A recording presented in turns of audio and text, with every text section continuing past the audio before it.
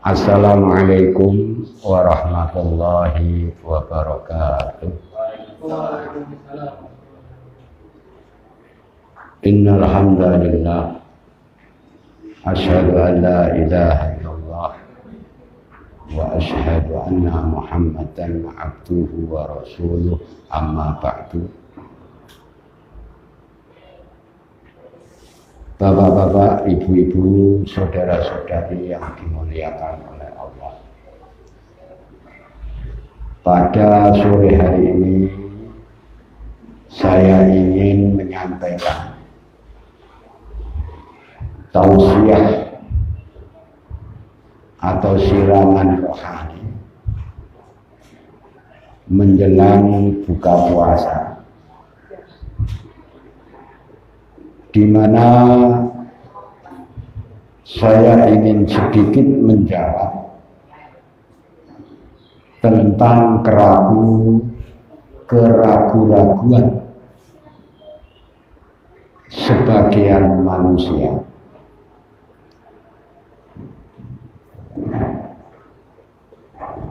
tentang wujudnya Allah Subhanahu wa Ta'ala. Sering orang bertanya, Ustadz, kenapa panjenengan itu getol sekali ke timur, ke barat, ke selatan, ke utara,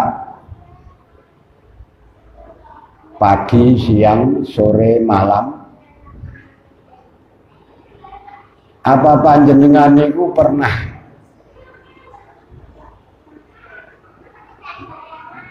ningali Gusti Allah? Nek mboten nate, mboten pernah ningali Gusti Allah, dingge napa panjenengan niku estu-estu mikirke agamine Gusti Allah?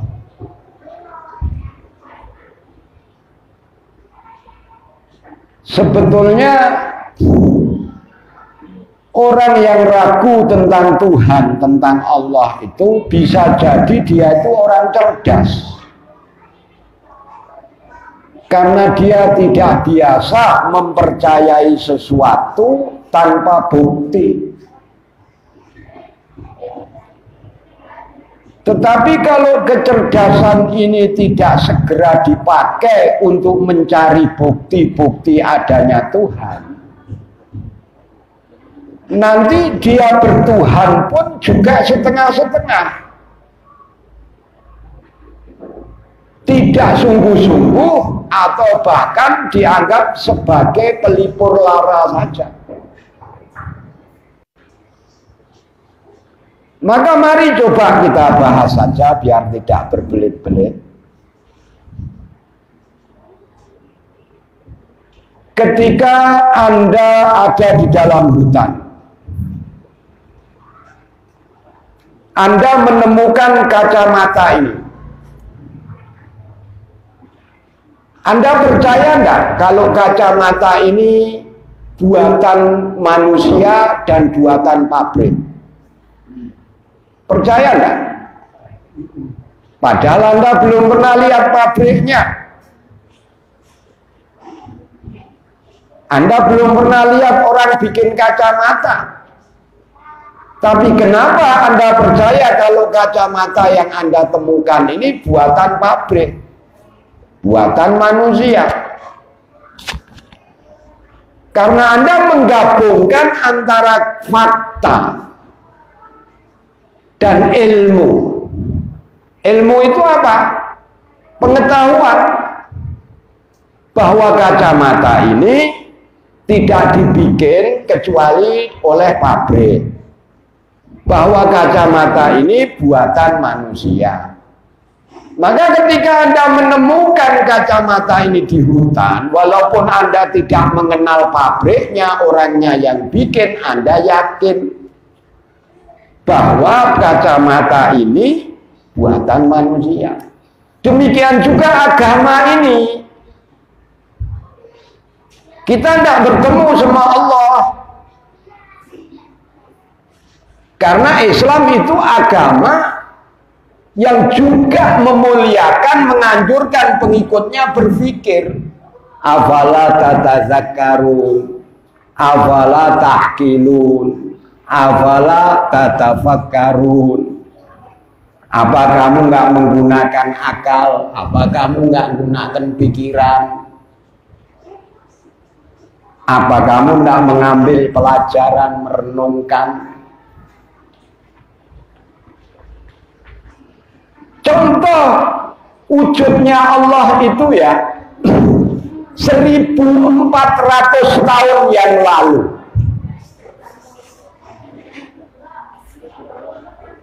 1400 tahun yang lalu.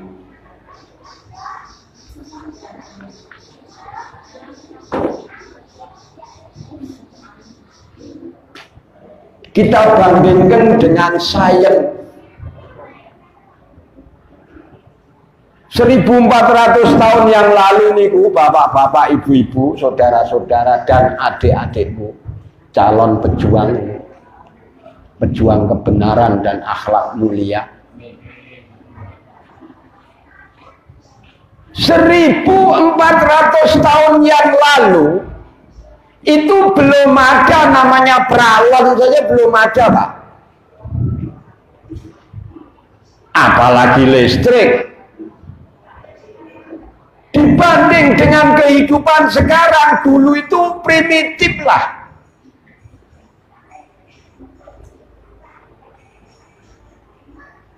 Tetapi ucapan-ucapan firman yang diketengahkan oleh Nabi Muhammad, yaitu Al-Quran yang dibacakan oleh Nabi Muhammad Sallallahu Alaihi Wasallam, seringkali baru bisa dibuktikan setelah manusia itu mencapai teknologi yang tinggi. Ketika manusia belum mencapai teknologi yang tinggi, betul-betul manusia itu tidak percaya, bahkan muak, jijik, karena dianggap berkhayal. Contoh, adik-adik SMA, SMP ya, SMA.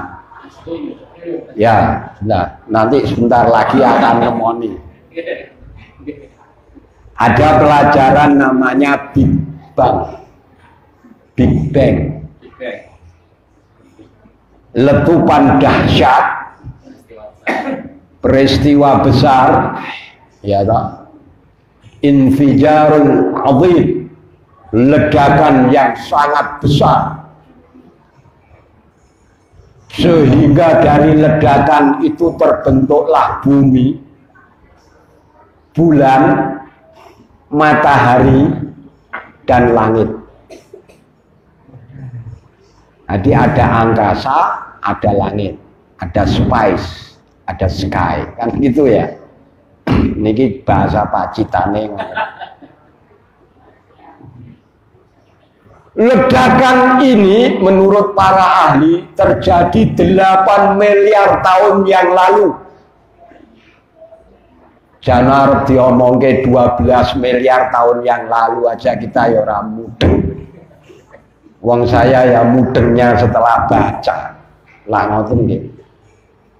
Kan gitu ya. Ini di YouTube kan, jadi harus pakai bahasa Indonesia.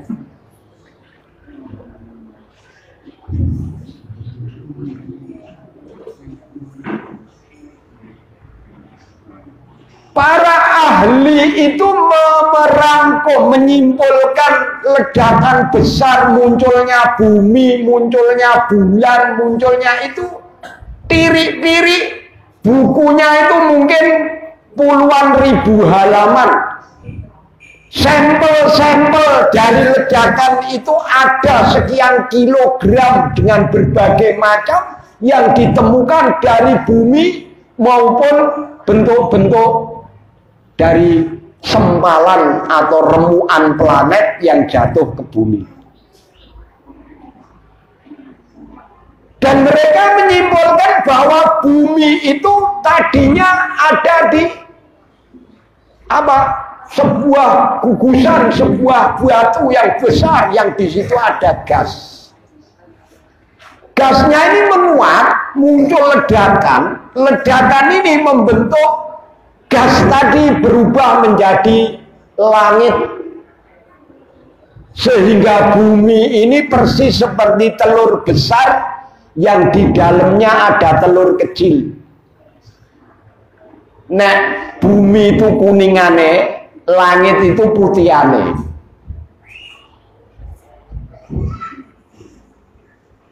Maka setiap batu-batu planet yang di luar telur besar, di luar langit ini mau jatuh, dia akan terkikis oleh 7 lapisan dari langit tadi. Jadilah ke bumi menjadi kecil. Ini teknologi yang tidak bisa dibantahkan dan menyebar di seluruh dunia. Pelajaran SMA itu hampir sama semua karena dari dari United Nations, PBB.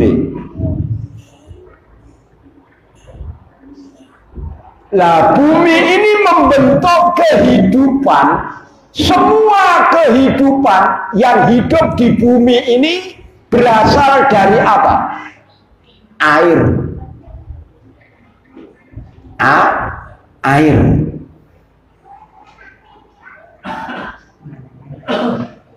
Agar bumi ini tidak muter sageleme dhewe, maka di bumi ini ada gunung. Di bumi ada gunung. Ini adik-adik paham ya? Insya Allah. Nek bapak-bapak agak enggak paham enggak apa-apa. Yang penting nanti ayatnya aja akan memahamkan kita. Gitu, kita ya sudah sepuh, sudah.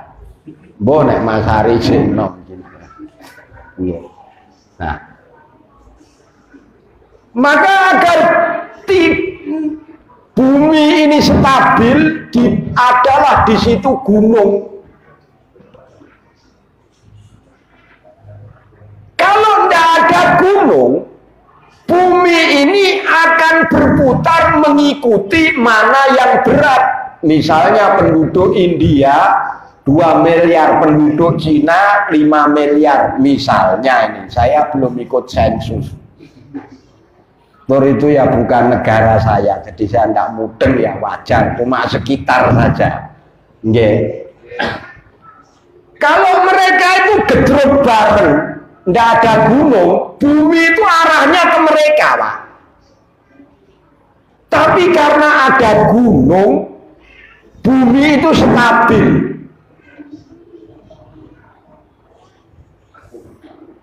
Nah, itu penjelasan sains di tahun 2020.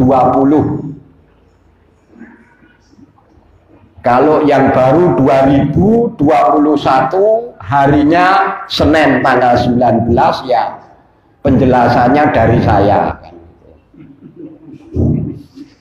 Biar enggak tegang nih Pak. Mari kita melihat firman Allah. Pembentukan ilmu tadi adalah gabungan. Ringkasan pengetahuan itu gabungan dari negara-negara maju yang mereka mengeluarkan tenaga, waktu, teknologi yang tidak main-main. Maka kesimpulannya itu betul-betul akurat. Sebagian ahlinya itu memeluk Islam setelah mereka kagum dengan ayat Al-Quran yang lebih dulu menceritakan penemuan mereka hanya dengan ayat-ayat yang pendek. Mari saya bacakan surat Al-Anbiya surat ke-21 ayat 30. Ini agar tidak keliru. Al-Anbiya, okay. A'udzu billahi minasy syaithanir rajim. Bismillahirrahmanirrahim. Awalam yaral ladzina kafaru annas samawati wal arda kanata ratqan fafataqnahuma. Ya. Wa ja'alna minal ma'i kulla syai'in hayyin afala yu'minun. Saya artikan, awalam yarol ladzina kafaru, apakah orang-orang yang tidak percaya? Kafir niku tiyang sing boten percaya. Ya. Dadi enten kafir elek ning kafir apik nggih enten. Nggih. Bape niki boten percaya. Ya. Apakah orang-orang yang tidak percaya dengan ajaran Muhammad Sallallahu Alaihi Wasallam, dengan Islam ini tahu bahwa dulu bumi dan langit itu tadinya satu. Kemudian fafataqnahuma, maka aku pisahkan, langit jadi langit, bumi jadi bumi. Kembali ke penemuan tadi, gas yang ada di bumi yang begitu menjerat terus muncul ledakan tadi keluar jadi langit. Lah ngoten to. Wa ja'alna minal ma'i kulla syai'in hayyin, dan aku jadikan di bumi itu kehidupan yang bernyawa semua lewat air. Dan ini tidak bisa dibantah. Mula menungso niku kalau manusia itu mati nanti 79%-nya itu jadi air. Karena kita ini susunan sel-sel. Inti dari sel itu namanya pitoplasma apa-apa, lupa saya sudah. Itu 73% adalah air. Nek sel-sel yang ada di pipi kita itu dalam 3 hari tidak mati, kemudian muncul sel baru, orang mati-mati sebulan, maka kita itu, pipi kita itu naik 1 cm, Pak. Tapi karena sel itu 3 hari mati ganti yang baru, jadilah. Dan manusia itu kalau didekati itu adalah kumpulan dari sel-sel.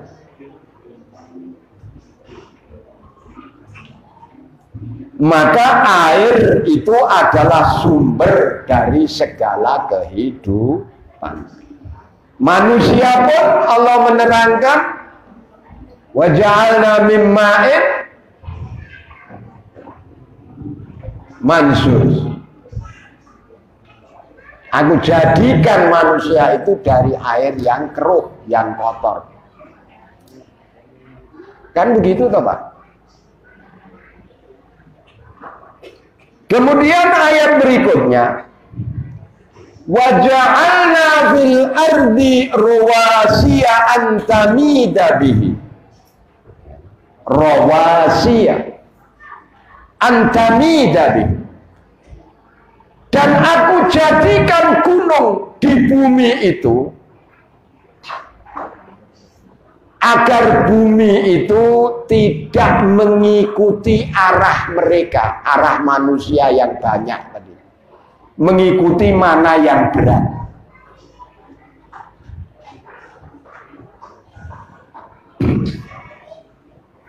Wa ja'alna fiha fijajan subula, dan aku jadikan di bumi itu jalan-jalan, di gunung tadi jalan-jalan yang luas, agar manusia mengetahui arah. Wa ja'alna samaa'a saqfan mahfudha, dan aku jadikan langit itu sebagai atap yang menaungi bumi. Langit tadi ada 7, menurut teknologi ya 7 tingkat. Apa-apa yang jatuh di luar langit mau masuk bumi, kena dulu, disaring oleh langit. panasnya berbeda-beda sehingga jatuh itu jadi kecil. Ini tanda seperti mana tanda kacamata di dalam hutan. Ayat ini tanda adanya pencipta langit dan bumi. Bagaimana menceritakan, para ahli menceritakan dengan teknologi, dengan bulat-bulat kita sampai tidak paham. Al-Quran cuma menerangkan dengan ayat yang pendek. Awalam yarol ladzina kafaru anna samawati wal arda kanata ratqan fafataqnahuma wa ja'alna minal ma'i kulla syai'in hayyin wa ja'alna fil ardi rawasiya an tamida bihim. Sedikit kan? Tetapi luar biasa. 1400 tahun yang lalu hanya bisa dibuktikan setelah abad 20.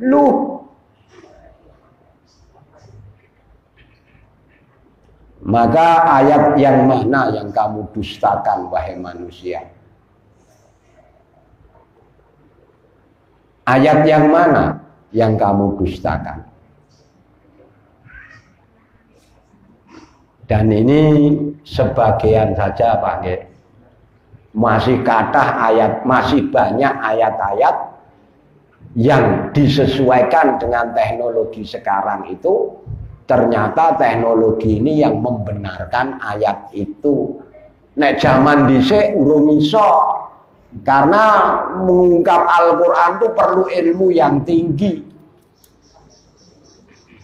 Mula ngendikane Kanjeng Nabi Muhammad sallallahu alaihi wasallam, ojo cepet-cepet ditolak.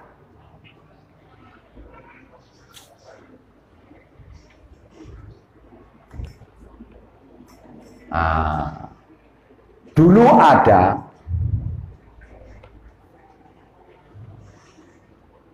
seorang profesor doktor namanya Maurice. Profesor Maurice. Beliau ini bapak-bapak, ketua dokter kesehatan kerajaan Arab Saudi untuk kesehatan Raja Faisal. Ketika Raja Faisal dibunuh, Maurice ini dipanggil oleh Presiden Anwar Sadat dijadikan ketua kesehatan kepresidenan Republik Arab Mesir. Karena dia menjadi pembantu presiden, perawat kesehatan presiden, Maurice ini punya akses untuk mendatangi tempat-tempat kesehatan secara lebih luas. Di antaranya, dia gemar sekali menyelidiki tentang jenazah atau mayit-mayit mumi-mumi Fir'aun. Satu saat dia menemukan satu mumi, karena dia ini ahli forensik. Mumi ini mengandung garam dari ujung kepala sampai kaki. Dan mumi ini matinya karena tercekik. Maksudnya tercekik oleh air, yaitu kalap. Lah kan aneh to, rojo keceh. Kan gitu Pak ya. Diselidiki dan disilikidi. Nek selidiki ini ku kiraan memet Pak. Nek memet melih silikidi. Luwih mumet lagi, marai mumet.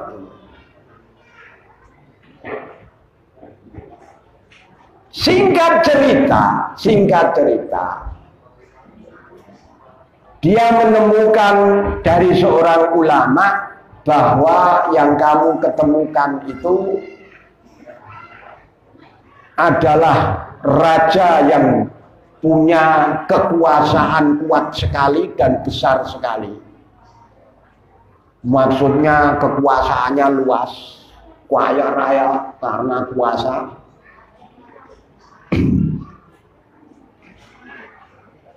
Itu adalah musuh dari Nabi Musa. Dia semakin tidak bisa tidur, Pak. Apa iya ini musuhnya Nabi Musa? Neng kok rojo-rojo lain matinya tidak seperti ini ya. Dia ini mati tenggelam. Karena kalau orang menguasai ilmu forensik ya Pak ya, misalnya kepolisian, dilapori, Pak ada orang jatuh dari tingkat 4 Pak. Nanti ahli tim forensik tahu ini jatuhnya dijoroke, apa digetak, apa tiba dewe, itu bisa tahu. Secara pasti. Dari mana? Ya dari ilmu anatomi tubuh saraf tadi. Demikian juga Morris ini tadi. Dia bisa mengetahui ini tenggelam di laut.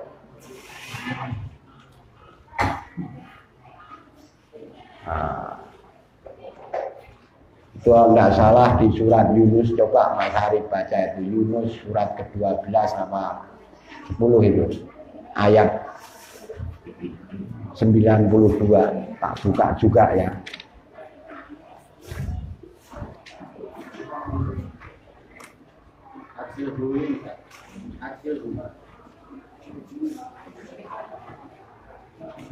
Ini ayat 12 Ayat 92.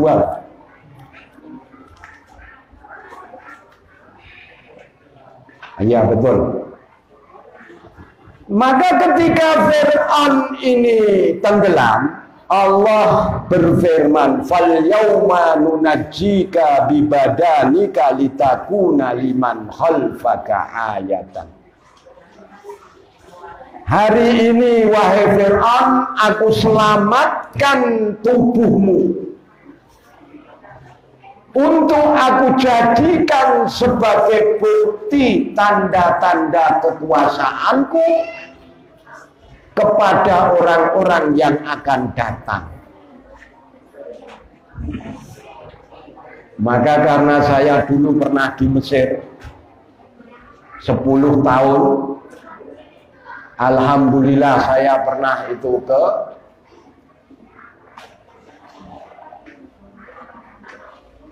Museum Ramses. Di museum itu saya lihat si Fir'aun ini. Dan saya pernah ke Luxor, ke Aswan sana, melihat peninggalan-peninggalan Fir'aun yang begitu dahsyat. Fir'aun niku nek awake dhewe gadah raja kan Pakubuwana 1, 2, 3, Hamengkubuwana 1, 2, 3. Fir'aun niku ngoten niku enten Fir'aun 1, Fir'aun 2, Fir'aun 3, Fir'aun 4. Nggih Pak nggih. Nah. Maka di sini Allah Subhanahu wa taala memang menyelamatkan jasad Fir'aun untuk dijadikan sebagai bukti tanda-tanda kebesaran Allah.